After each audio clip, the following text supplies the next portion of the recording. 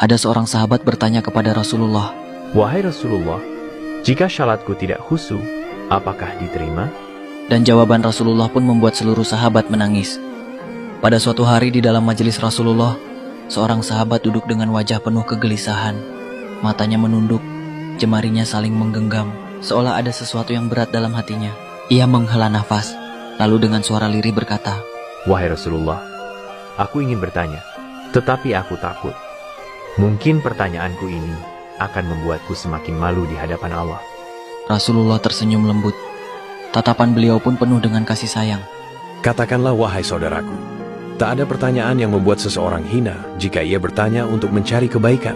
Sahabat itu mengangkat wajahnya. Perlahan wajahnya mulai berkaca-kaca.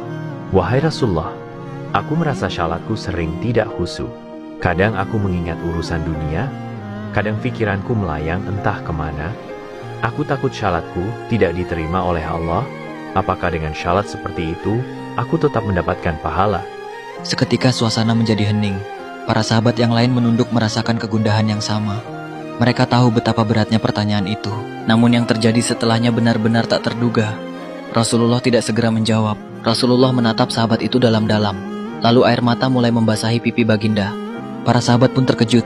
Mereka jarang melihat Rasulullah menangis dalam keadaan seperti ini.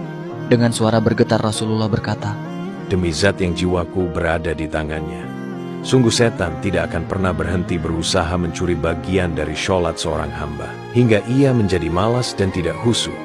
Tetapi ketahuilah, dia tetap melihat usahamu. Baginda menarik nafas dalam, lalu melanjutkan, Wahai saudaraku, jika engkau meninggalkan sholat hanya karena takut tidak khusyuk, maka setan akan menang. Tetapi jika engkau tetap berusaha sholat meski dengan kehadiran pikiran yang terganggu, ketahuilah, setiap kali engkau berusaha kembali kepada Allah dalam sholatmu, saat itulah Allah menyambutmu. Air mata sahabat itu jatuh. Ia menangis. Begitu juga sahabat lainnya.